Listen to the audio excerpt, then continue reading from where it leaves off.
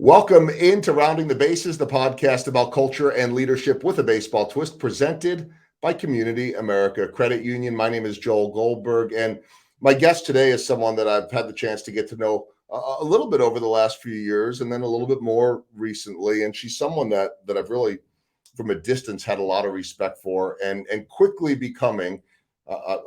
I might embarrass her right now, but she's not on camera, so it's okay. Quickly becoming one of my favorite people in Kansas City because of not just her success in her industry, but her true care of people and her love of culture and treating people the right way. There's just an incredible attention to detail with that. So my guest is a firm believer that growth is only made possible when shared with others. She's also someone whose number one priority in life is pursuing her own happiness, while of course helping others achieve theirs along the way.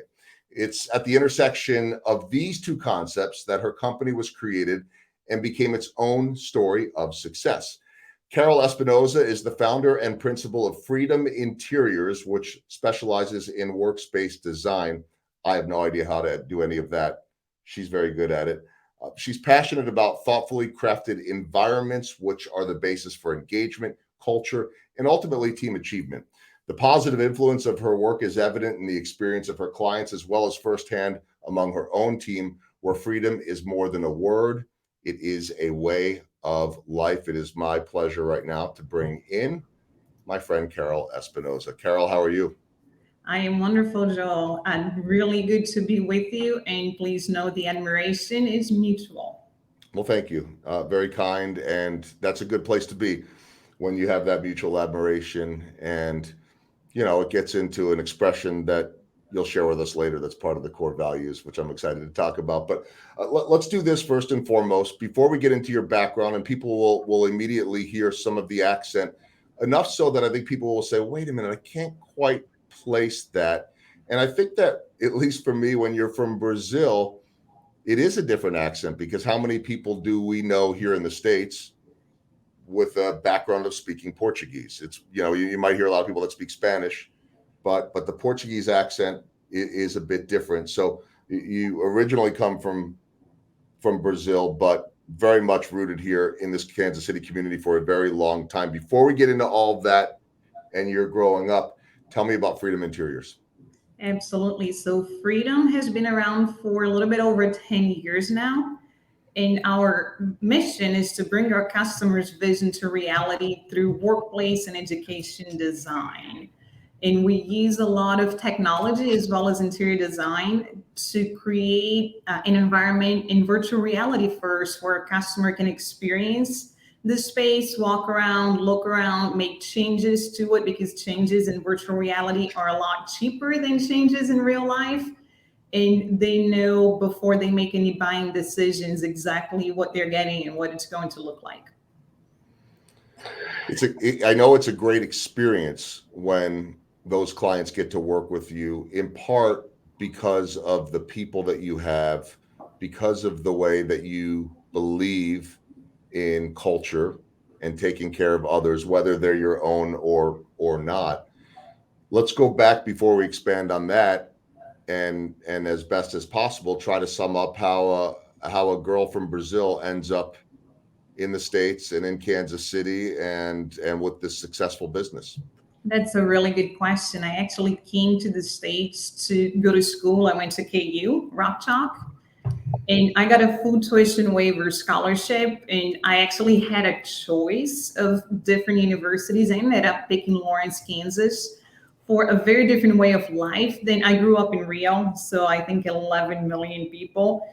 So I'm pretty much a city girl, and I was interested in seeing what Lawrence looked like and what life would be like in a small town. And there may or may not have been a boy involved in that, but that's a whole different story. And I ended up going to KU, and I got a degree in creative writing. I followed my passion. I love writing, love reading. And I ended up being involved with theater, writing for theater, doing some stage management for plays, and it was a lot of fun. And when I graduated, I had no idea what I wanted to do with my life. So I ended up working as a data entry person for a furniture dealership here in town, a really good furniture dealership from one of the biggest furniture manufacturers in the country. And I ended up finding my niche there. We started doing data entry, then they saw how hard I worked, and they asked if I wanted to stay full time, which was a blessing. And it is a small business as well, and the owner was extremely supportive of me finding what I wanted to do as a career. So he asked me one day what I'd like to be doing, and I told him I'd love to try project management. And he made me a project manager right then and there. And I really enjoy processes, and I'm very organized. I'm very A type. So it was a really good fit for my personality, and that's how I grew up in the industry. And all these years later, you have this successful business and a phenomenal place to be too. I mean, the first time that I came over there a few years back, I was like, I want to work here. I don't know anything about this industry, but boy, this is just a cool place to be. It's like I want to come there and take my lunch break there, or go to a happy hour there. I think I did have a drink there. You have made it an unbelievable place to work, and I think that's one of the many reasons why I wanted to have you on. Everybody wants to build culture. It's certainly what I talk about on a regular basis in my speeches, but you're living that culture too. At what point did you understand the importance of culture in the workplace? It was actually very quickly after we started adding people to the company. It was a solopreneurship enterprise for a little while. But when I started hiring, I ended up hiring a lot of people who were just like myself. And I'm super introverted, very quiet. I love heads down work. And I ended up hiring a bunch of people who were just like that. And I noticed that there was not a lot of energy and we needed something different. And it was a very, it was a pursuit of, who are we? Who do we want to be? And how do I get people involved who are different from me? So we can become a stronger team and we can actually have a different environment than quiet all the time. And a lot of it is my desire for happiness. That is true. That was a really good intro, so thank you. But I want to be excited about waking up in the morning and going to work, or starting work in a day and age where sometimes you're already at work when you wake up in bed. I love what I do. I love working. I love freedom. I love interior design. I love helping people. And I wanted to create an environment where everybody was excited to go to work every day. And by catering that, we had core values for many years, like very general core values. So innovation, integrity, transparency, and all those are really good. Don't get me wrong, but they were not unique to who we were. And we had some rules that we kept saying, and everybody remembered those rules. But if I asked the team, what are our core values? Nobody could tell you. And I don't even remember all of them right now. So we really looked into just bring out who we already were and formalize that as part of our culture. And we're very intentional when hiring as well. I have, it's crazy thought, but I have turned away really good people who could contribute really good work to what we do every single day because they were not a good fit for our culture, and our culture was not a good fit for them. The fit is mutual, right? It's not just one way. So we really work very hard to keep that going, and we're very open about why we come to work every day and why we should continue to want to come to work every day. So let's get then to the core values, because they're very telling, they're very interesting, they're fun too. And on the core values sheet for Freedom Interiors, up top it's explaining core values, and it in part says these are the rules we play by, our values that underlie our work, how we interact with each other, and which strategies we employ to fulfill our mission. At the bottom it says know your job, do your job, which is no small thing, by the way, either, because there's a deep meaning there in terms of roles and the importance of all roles. And as I say to people all the time, it doesn't matter whether it's the CEO or the superstar or, whoever might be perceived to have a less important job. If it's viewed that way, it's not going to work. Everybody has to pull their weight and do their thing. So let's go through them. You have a little bit of a description for each. I think it'd be more fun for you to say the first one than me, just because it sounds better with your accent than mine. But the first one catches your attention right away in terms of your core values. Yeah, so the first value is no a-holes. And that was the first thing that came out. I don't like working with a-holes. I like being happy. So freedoms, our vision is to be a company that everybody who comes into contact with is eager and excited and happy to work with us. So happiness is really what drives me as a person. And you must be kind, you must be respectful, and we must have an open dialogue and be grown-ups about how we approach issues, but always remembering that we're talking to other people, right? There's somebody else at the end of that conversation. And we need to keep that positive attitude and lead with love. I use the word love a lot within our team, in our company. I think it's a word and a feeling that's underused in life in general. So we always lead with love and compassion. Yeah, and that is so who you are too. And then to be surrounded by all that positivity, it leads to an incredible vibe. And I talk about the importance of positive energy every time. Nobody likes to be around that person that turns off the lights, so to speak. That's a tough. So positive energy, so important. Okay, second is no freeloaders. Tell me about that one.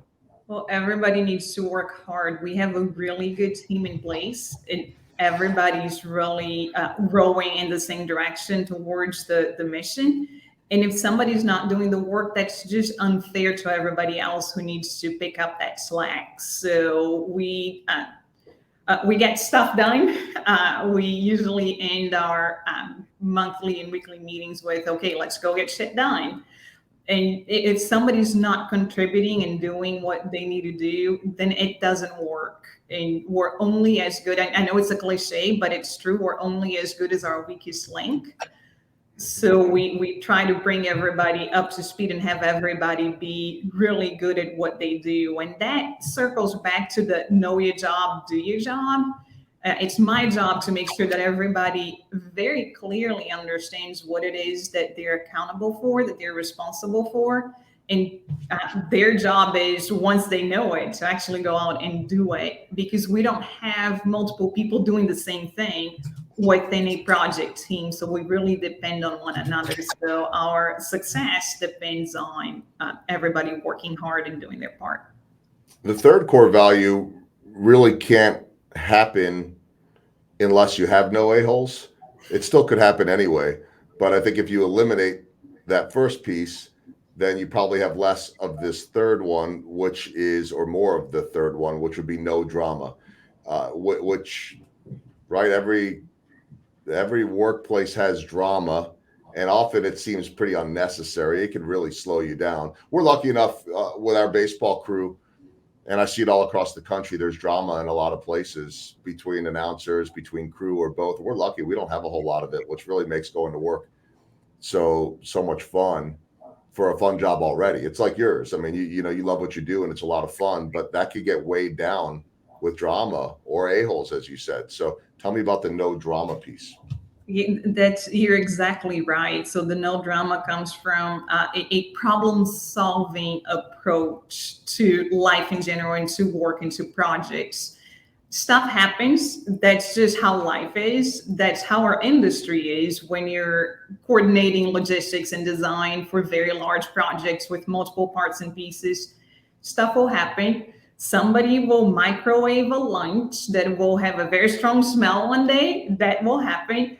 It should not be a big deal. And it's not to say, Joel, that we're all like hopping around singing and happy and positive all the time. No, we're human too. We have problems, we have issues, but it's how we choose to approach them. And we all have a-hole moments. We all have drama moments. But part of the magic is having the team identify that, and we call each other out and we help each other get out of that zone and back into a positive problem solving approach that, we can figure out what the problem is, and we'll put a name to it, we'll figure out possible solutions, and we move forward, and we don't take things personally, and it's really, it's just part of the nature of what we do.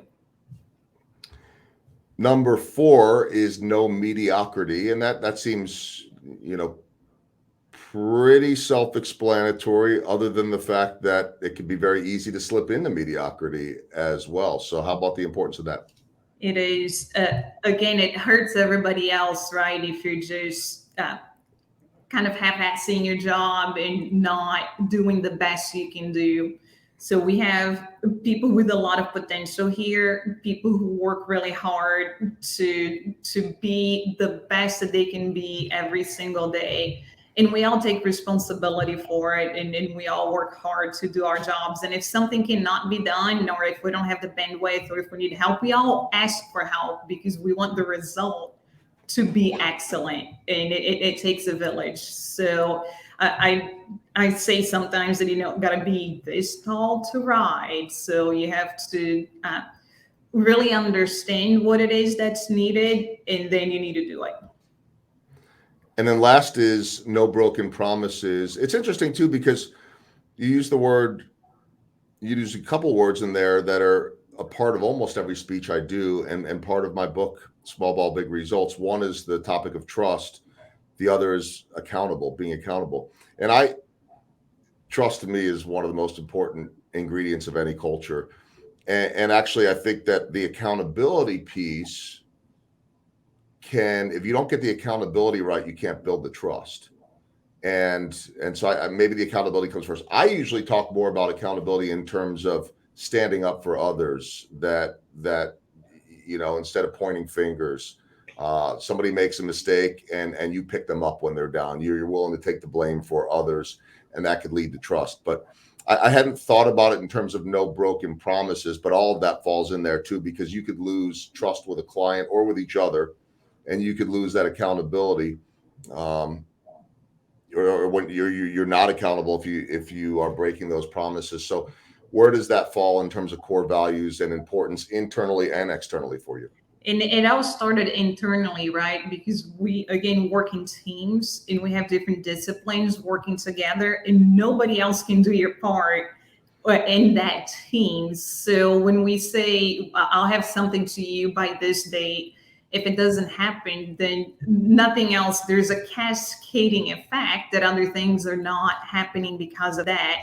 So if we say something is going to happen, whether it's setting up a deadline with a customer or internally with ourselves, it better happen. Or if we know that it's not going to happen, we just need to communicate way ahead of time. As soon as we know it, we need to be very open and be talking about it to figure out what the next step is. So we really, we all need to be dependable in our teammates, and that's part of the trust, right? If you keep breaking your promise, because when you tell a customer, I'll have a proposal to you by tomorrow end of day, you're making that customer a promise. You're not just telling them something.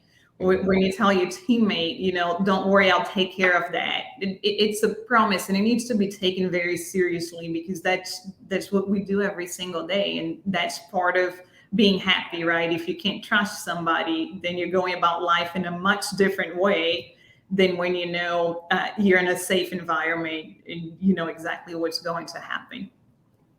You had a very interesting exercise, I guess I would call it, in trust recently. I don't know how much you were deliberate with this, or if it just happened, but it happened to take place right before you and I had met for lunch near your office in Westport, and it was fascinating to me. I think ultimately, if I was there, I would have jumped in on this.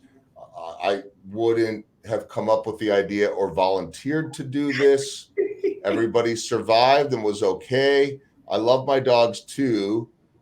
However, okay, you fill in the rest of the blank. You had a very interesting activity, and everybody seemed to take part in it. Yeah, everybody did, and everybody was more than okay. I think everybody enjoyed themselves. So I'm going to start off by saying I love dogs. We have an office dog. My dog Ginger comes to work every single day, and she's a known entity. And people bring her treats when they come to meet with us. And actually, somebody interviewed with us, and she's now part of the team. And as soon as she walked in, the dog went to greet her, and she had a treat for the dog. Uh, the moment that happened, I'm like, okay, I really want to hire you. You know what you're doing. But I digress.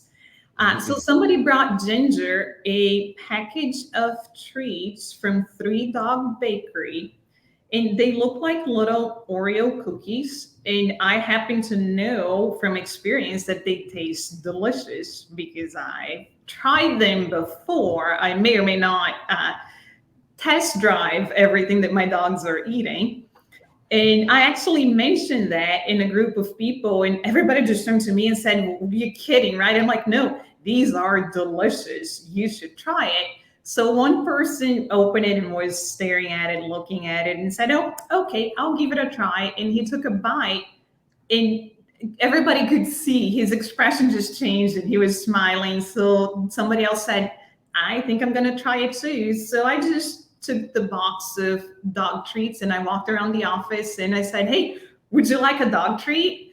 And every single person in the office at first looked at me and said, are you serious? And I'm like, yes, trust me, this is good.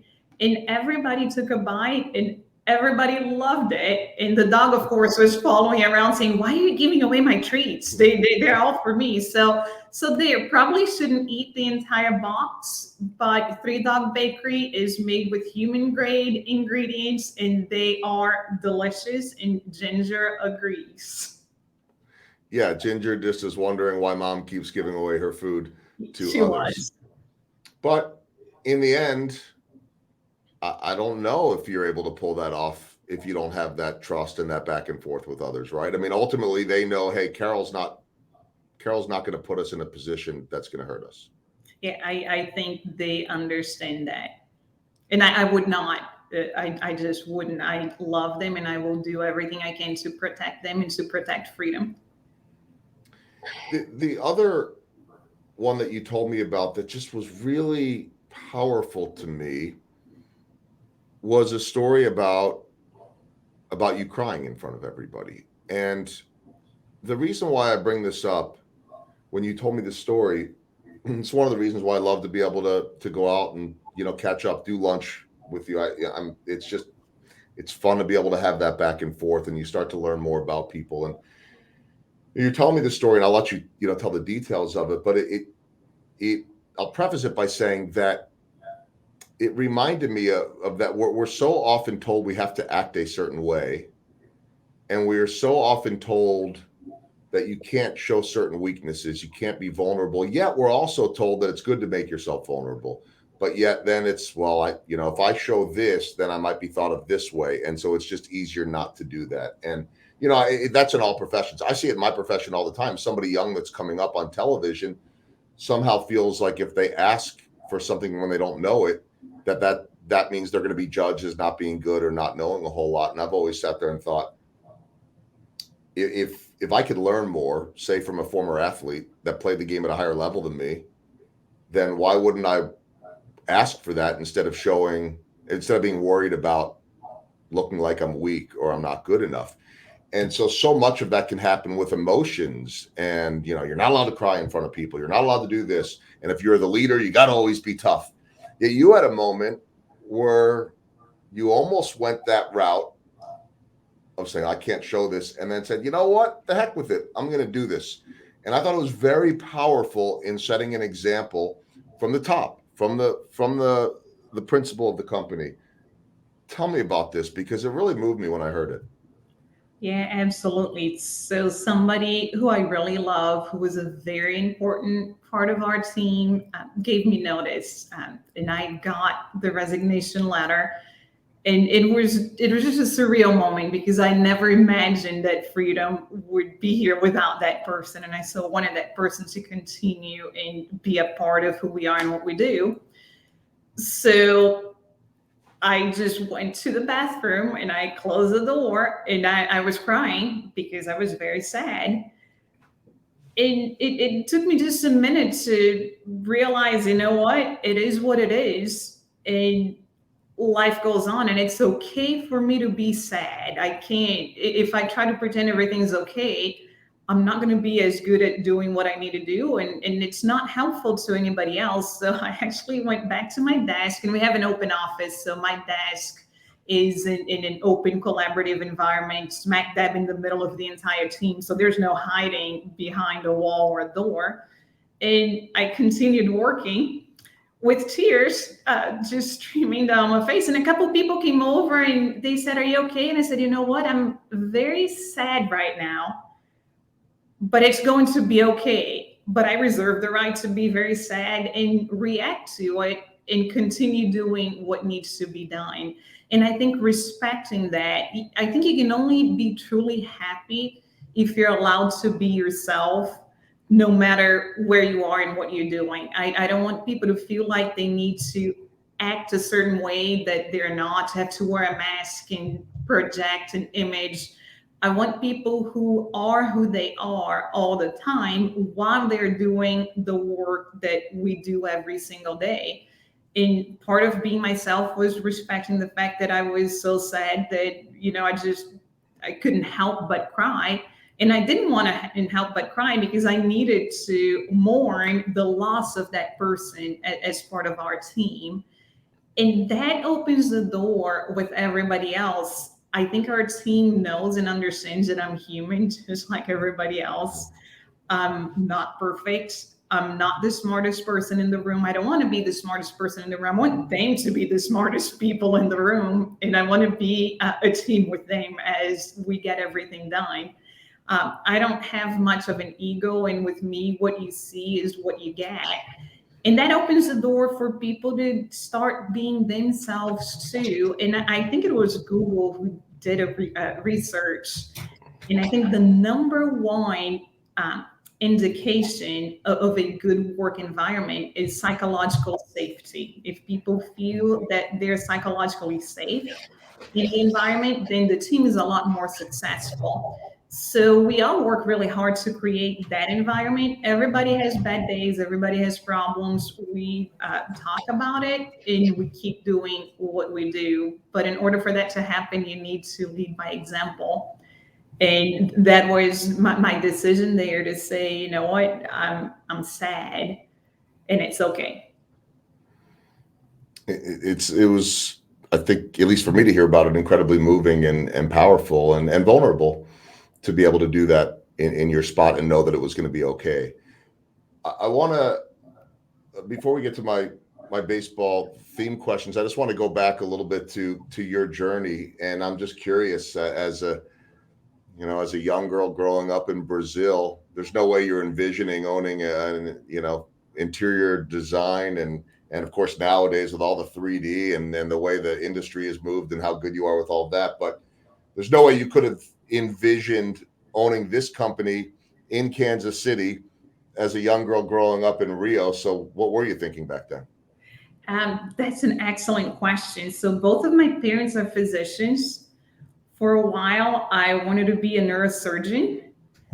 And then for a long time, I wanted to do research, which is a really good fit for my personality. So medical research with atoms and molecules and like beakers and all of the little parts and pieces. I love data. So that's what I wanted to do for a little bit. And then I ended up falling in love with literature, with Brazilian literature. And I was trying to figure out what path I wanted to take with my life. And when I came to KU, I actually remember getting a very thick catalog with all of the majors available. And I read through each one of them to decide what I wanted to study. And I followed my passion without ever thinking about how I was going to make a living and how I was going to make money. I wish I had balanced that decision a little bit more with the emotional and the rational side, but I truly followed my heart, and that's how I ended up with a creative writing degree. No idea that interior design and business was going to be a part of my future.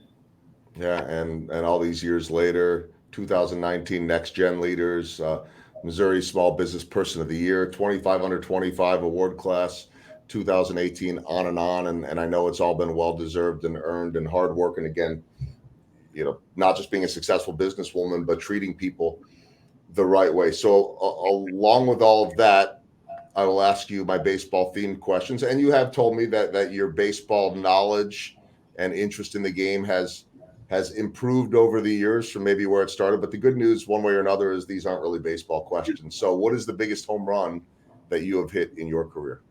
Definitely winning the Kansas City International Airport project.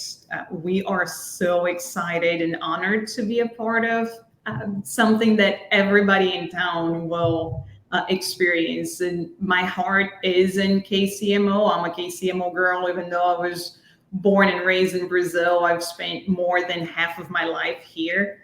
And it's just such an honor to be able to start a business from scratch and grow it with a really good team and earn it. We worked really hard to earn it. So that's our home run.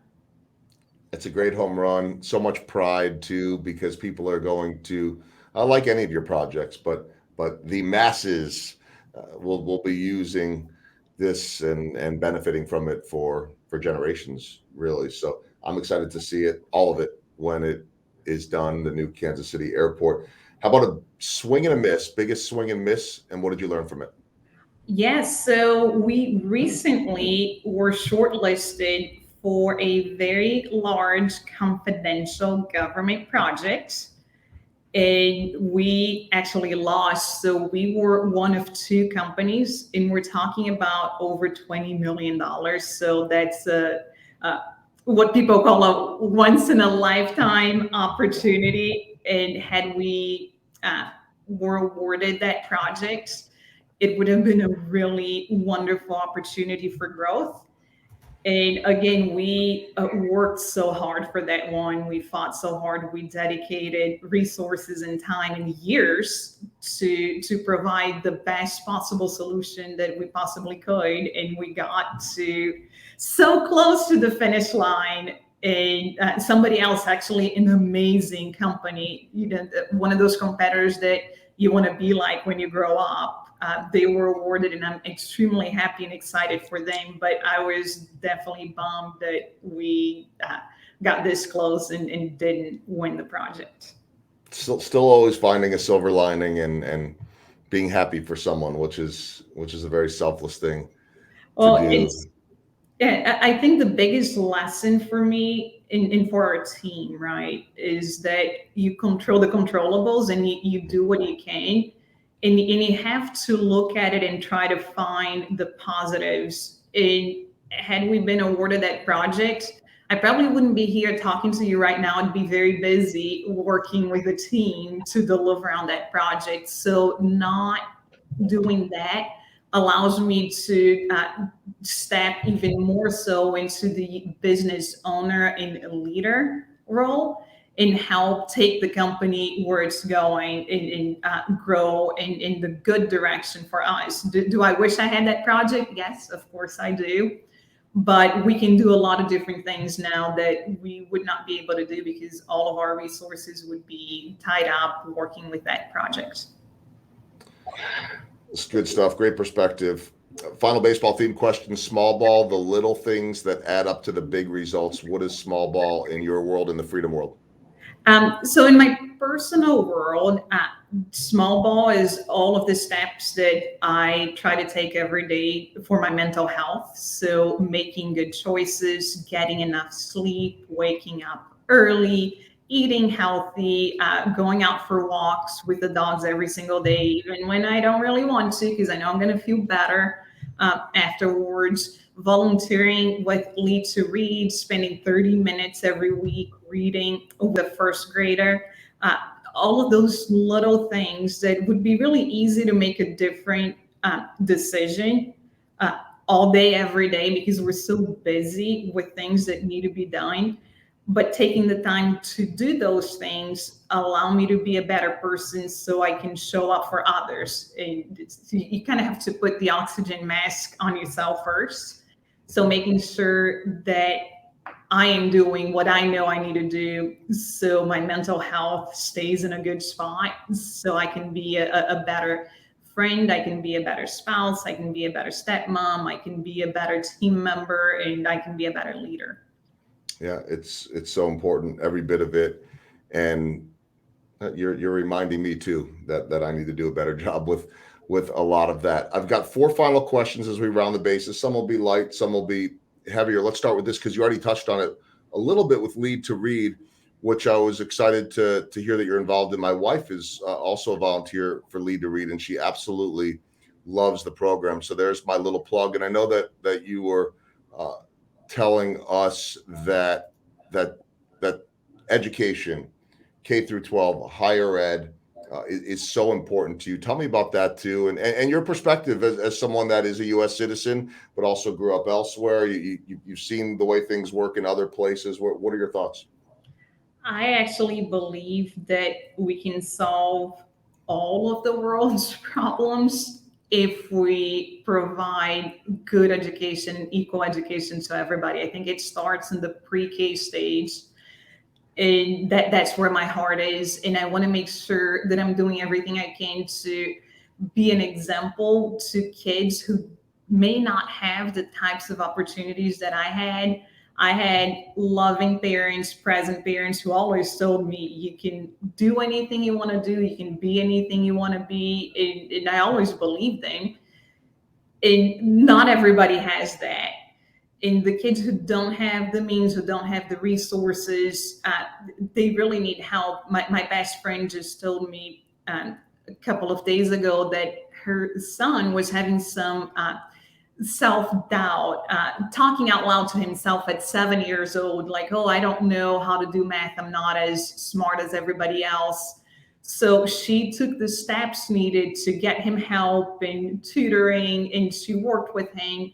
And now he thinks that math in school is really easy, but not everybody has that ability and that opportunity to get over that self-talk. So I think anything that we can do to help break that cycle and to make every child believe that they have the capacity, they have the opportunity. Let's all help. It takes a village, right? So let's be a part of that village to help them achieve their full potential, whatever it might be, but just given the tools and given the chance to do so. So that's where Lead to Read comes in, and it is an amazing program, and it's all about getting kids at a proficient reading level before third grade. Hmm. Awesome stuff, and meaningful, powerful, impactful in any community, no doubt about it, with a lot of work to do. My second question will be even heavier, and then we'll go back to light. But I was so impressed with your willing to share again, just to help others at a time that was, I know, extremely trying, difficult, maybe even embarrassing, but something that we all deal with in the world. It was written about in the Kansas City Business Journal. And I think, and I know that it has helped other people to hear about what happened with you. Uh, Tell me about this a little bit, and that cybersecurity hacking, that I think that fear that all of us to some extent or another have, but maybe don't fully grasp either, and maybe won't grasp until we've been in a situation like you have. Yes, so last summer, July of 2020, we found out that Freedom had been hacked, and somebody got into our accounting manager's computer and sat there for weeks and saw everything that she was doing, and saw all of the communications. And it was very well done. There was no way that an unsuspecting person would have been able to identify it. It wasn't like phishing and you see the email address looks a little bit different. It truly looked legit. And the result was that we ended up sending ACH payments to real vendors for real invoices that were coming due. She got communication that truly looked like what's coming from the right people, from the right companies, asking her to change the bank information on their accounts. So she documented everything and changed it. And we sent a number of payments to accounts that did not belong to our vendors. And I would have done the same thing that she did. We don't know what we don't know.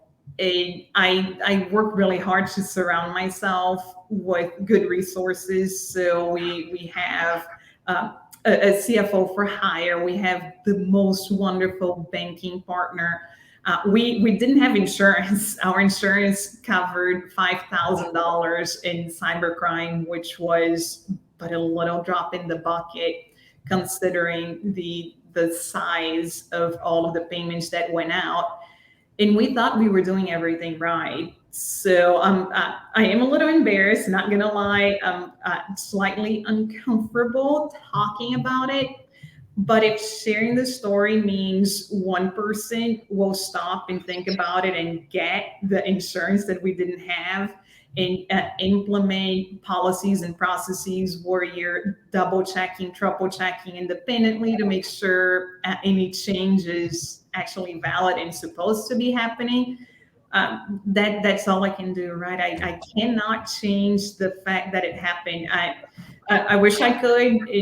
And thankfully, the Kansas City, Missouri Police Department and the FBI and our bank worked really hard, and they were able to recover 2/3 of that money. So that is a blessing. But if sharing the story will change somebody else's life, then I'm happy to come out and say it. Is that the reason why I wanted to be in the cover of the Business Journal? No, No. Not. But I'm glad it's out there. Yeah. Well, and it's important, and I appreciate you retelling that story again, and just the selflessness and the bravery in being willing to do that, because it could happen to anyone. It really could. Third question as we round the bases. Now I'll go a little bit more lighthearted. I know that you shared with my team a couple of fun little facts. One, that you grew up playing classical piano, would memorize the sheet music quickly. And then two, that you're a second-degree black belt in Taekwondo. So those are two awfully unique hobbies. I'm not sure how much you're involved in either of those now, but I'm curious because those are both very different. I am. So I have not practiced Taekwondo for a few years, but I am still involved and I still help my master, and I go to testings and I judge the kids and adults testing for higher belts and higher tips. So it's very dear to my heart. I love the philosophy. It's a way of life. It's a lot more than just kicking and punching. So my heart is definitely in it, and I try to stay close as much as I can. Unfortunately, I don't have the time to dedicate to it as much as I did when I was instructing and at the Taekwondo school every single day, every weekend, doing demo teams and weapons. It's a lot of fun. In the piano, it's really funny that you bring it up, because after I wanted to share something with you that I had never shared with anybody else before. And I'm usually embarrassed because I studied piano for so long and I have a really good technical ability, but I never learned how to read music. And it makes me a little bit sad that there's all this untapped potential. So I actually had my first piano lesson last night for the first time in maybe 24, 25 years. So sharing that fact with you spurred me to action. And now I have homework, and there's like this cute little whale with the nose, and it's like, color the note. So I'm now going to learn how to read music, and hopefully one day go back to playing the piano at the same level that I was when I was younger. That's fun. That's cool. I have this feeling that once you get something in your head, you go after it, and right. That's amidst all the craziness of running a company. I'm very determined, but it's actually good for my mental health that being around the piano and playing on the piano and playing the piano is it's me time, and it's very enjoyable. And I'm glad. I'm a learner. I love learning new things. This spring, I actually learned how to drive a stick shift. Sorry for everybody who had to drive behind me as I was learning. I haven't killed the engine in days now, so I'm getting much better. Yeah. Uh, Yeah. but that time with myself is really rewarding for me too. Yeah, no apologies to the clutch, but it probably got a pretty good workout along the way. Final question as we round the bases. I'm always interested just in where people grew up and what it was like, especially when they're from other parts of the world that I've never been to. I love to travel, but I'm just trying to picture this young woman going from Rio, where I don't know enough about Brazil. I know plenty about soccer or football. When I think of Rio, I think of your carnival, and the pictures and the craziness and the dancing and the partying. Rio to Lawrence, Kansas. I don't know if there are any similarities. How would you describe that? What is Rio really like? And I know you are a Kansas City girl now, but when you first stepped off that plane or you first stepped onto campus, how shocking was that? It was extremely shocking. It is a 180 to how I grew up. So I grew up in the city in a large apartment building using public transportation, walking everywhere and spending time. In a way, I'm very grateful that I grew up in a time before technology and before phones and iPads and all that good stuff, because I was playing with my friends outside on the street all the time, walking over for ice cream and roller skating and all of that good stuff. In Lawrence, Kansas, you can't go anywhere without a car, right? It's really hard. And I remember one of my first impressions was that so many parking lots everywhere, just open space, and I was not used to that open space. So I think the beauty of Kansas City is that we have the best of both worlds. We were a big small town or a small big city, however you want to call it. We get both. We're able to we live in Shawnee, so we live in a very quiet area. It feels very rural, and within 25 minutes, we're in the middle of the city in Westport. And I really enjoy both. I enjoy having the Kaufman Performing Arts Center.